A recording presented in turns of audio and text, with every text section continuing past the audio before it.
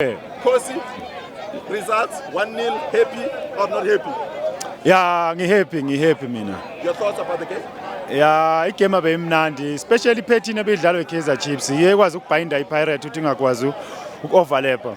Ingakwazi ukuthi attack Kaizer Chiefs kakhulu because iphethini ebedlala iyo beyi right kakhulu. Nami bengifisa iviki lonke bengithandaza ukuthi mayingafaka le 3 and then Pirate ngeke ngidle lapho.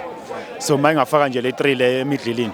So i451 baqhubeke nayo izobasebenzela kakhulu i-right kakhulu 451 so Peterson o-right kakhulu mfethu kwi-World Cup ya qualify ku World Cup lamjidalwe kumele ku World Cup number 1 goalkeeper so ne height yamvumela active yakwazi communicate ne defend. So you think Hugo must consider him number 1 instead of William. Yes. Yeah, William usikhathi esiningi sekafuna ukuncengwa William. Sebemtshela ukuthi istar kakhulu. William singamfaka if icoach izodlala nge3 ama defender emumva but masodlala nge4 sifaka uPeterson. Kuzodependa ngecoach ukuthi iphethini edlalayo ngalelo langa idlala kanjani but William right manje ukuthi uzodlala nge3 emumva but mayidlala nge4 akafaka uPeterson.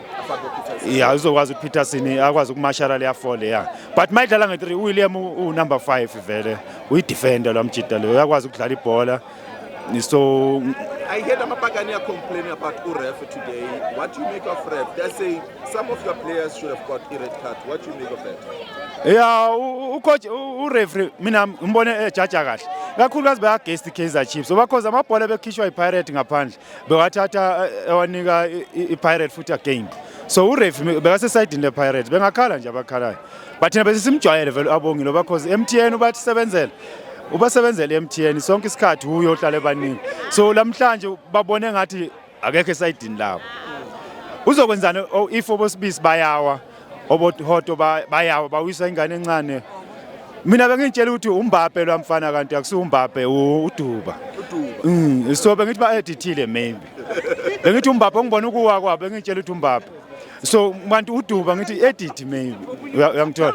Yeah. Do you think Amapagania still have a chance to win the league? Yes. Given the results from Mhlathusi, 0-0 against Sundowns against Richards Bay. Uyabona bhuti amafuna ukuthatha ileague. Wonke umuntu uyakora. So manisathemba ukuthi uyakora umfukeni noApolice, ileague ngeke uyithathe lapho.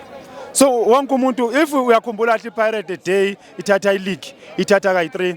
Uyakhumbula mayithatha bekwa ama defender bekora lapha yana. Bekora ama defender. Yakhumbula uLucas Twala bekuyi umuntu owagcina iTop goal scorer bekuyi defend. So if unithembela umuntu oyi1 ngeke nithole league. What did you make of the performance of Mufokeng today? And also, do you think that the injury from Remy really changed the game? Umfukeni bengicabanga ukuthi mhlawumbe uyodlala kubafana because angimbonanga egamini lamhlanje. Ngaze ngabheka ucoach mangithi nangu coach ukhona ngiyabuza uyodlala kubantu umfukeni.